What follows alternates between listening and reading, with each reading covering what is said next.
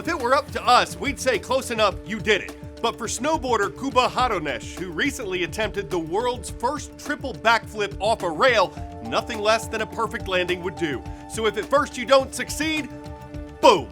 It was actually 3.5 rotations in all, and Hroneš did it on a slope in his home country of the Czech Republic. He'd been practicing on a specially made rail for a couple days, and the 19-year-old snowboarder, who's been riding since he was 2, says once he learned how it worked, it was just a matter of concentrating.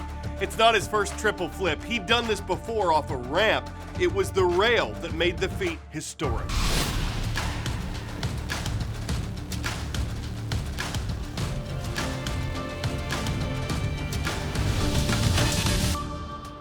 Hi everyone, I'm Azuz for the world from A to Z. When it comes to international shipping cargo, no American port sees more deliveries of cars, trucks, and farm equipment than the Port of Baltimore. But it remains closed following Tuesday's collapse of the Francis Scott Key Bridge over the Patapsco River.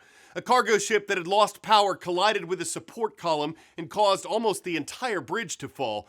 6 construction workers who were on the bridge at the time are presumed dead.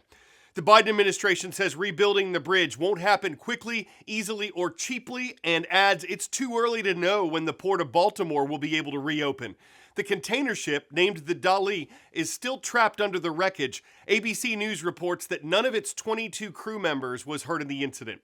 The recovery and cleanup process could take months. Building a new bridge could take years. As far as ships at sea are concerned, those that were headed to Baltimore will likely be redirected to a new port, according to a maritime data company.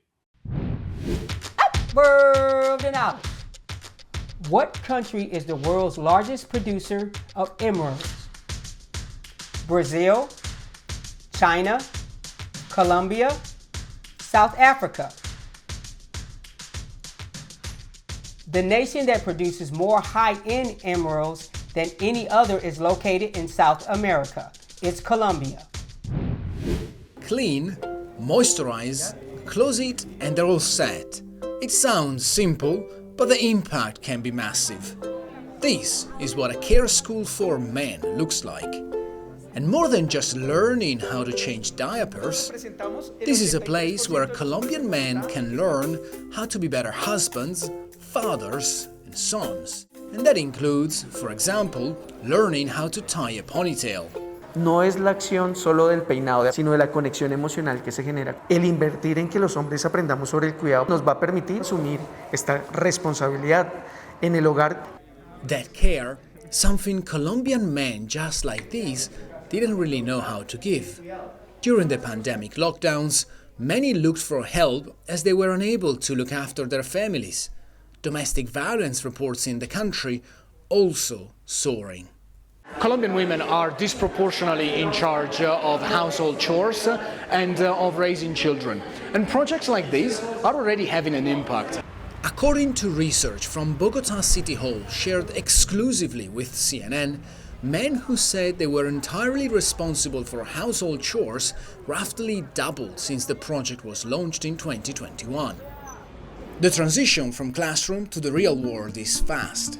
Harold Pardo is a father of 4, and he's the one in charge of the school run.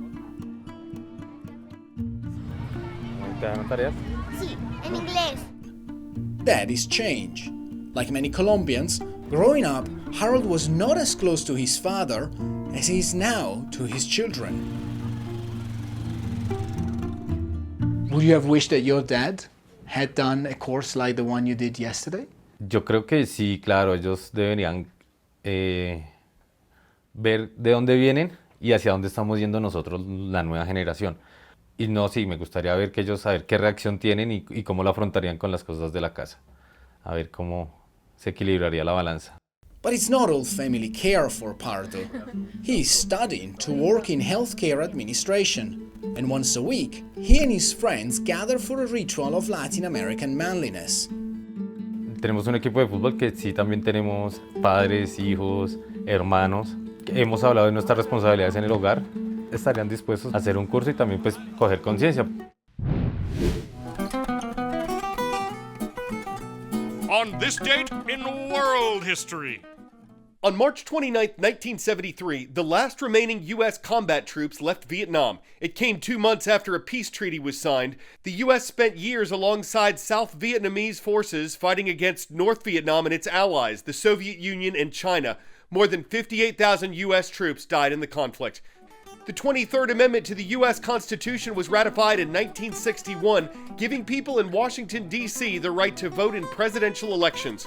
3 electors from the district participate in the Electoral College. And the world's most popular soft drink was mixed for the first time on March 29, 1886. A pharmacist, Dr. John Pemberton, made the first batch of what would become known as Coca-Cola in his Atlanta home. Today, the Coke company says more than 1.9 billion of its drinks are consumed daily in more than 200 countries. We've announced the Constitution State only 3 times so far this academic year. That changes today as we visit the town of Putnam, Connecticut. Mr. Gagnon, or Gagnon's class, is with us from Putnam Middle School. Great to see you. And over in Weirton, West Virginia, we hear Mr. Kepler has a lot to celebrate. The Red Riders are watching from Weir High School in the city of Weirton.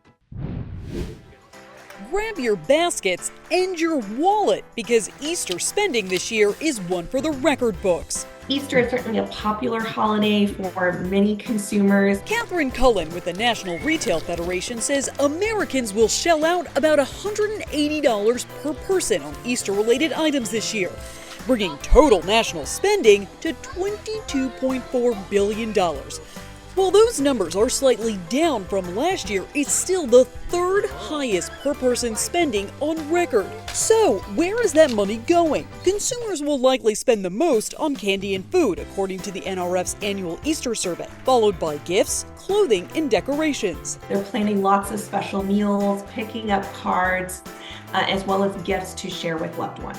One of the most popular items are eggs, whether you're eating them, decorating them, or hunting them. We do see that over half of households with children are planning an Easter egg hunt at home this year. That goes up to almost 60% if you have a child under 10. But don't expect to hunt down any bargains on eggs. The average cost of a dozen large eggs was just under $3 in February, according to the U.S. Bureau of Labor Statistics' most recent data. That's 47 cents higher than January. So what's causing the rise in cost? Experts say a spike in bird flu cases has impacted supply, and this time of year brings a high demand for eggs. This specific strain was first detected in the U.S. in 2022, according to the CDC. For Consumer Watch, I'm Jen Sullivan. While we're on that subject, most people just dip Easter eggs to coat them with a color or two. These artists in Croatia are showing us how it's done. No, they're not real eggs, at least I hope not, but they are real paintings taking several days each to complete, and past projects have been put on display throughout Europe and in New York. Over in Paris, France, chocolatiers are egging each other on, going for sports-themed egg creations with the Olympics on the way there this summer.